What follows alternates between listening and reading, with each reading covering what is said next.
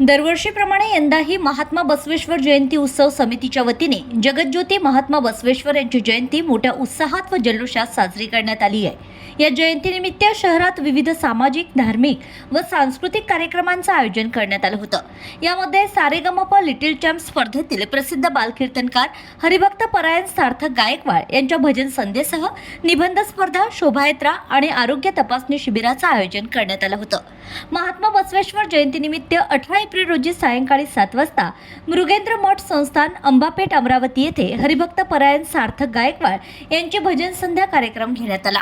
या कार्यक्रमात पखवाज, बासरी, हार्मोनियम व कोरससह भजनांचा सुरेल कार्यक्रम रंगला होता।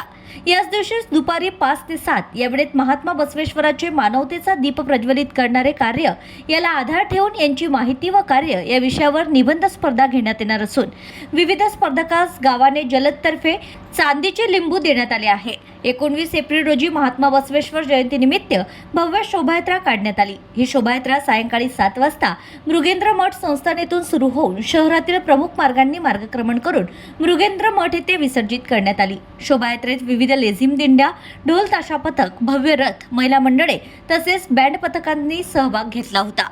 शोभायात्रेमध्ये मन्मथधाम संस्थानचे वीरशैव धर्मगुरू डॉक्टर विरूपक्ष शिवाचार्य स्वामी, नेरपिंगळा येथील धर्मगुरू शिवशंकर शिवाचार्य तसेच अमरावती विधानसभा मतदारसंघाच्या आमदार सौ सुलभाताई खोडके, विधान परिषद आमदार संजय खोडके, स्थायी समिती अध्यक्ष मनपा अविनाश मार्डीकर, बालकल्याण सभापती मनपा ममता आवारे, विलास इंगोले इत्यादी मान्यवर यावेळी उपस्थित होते।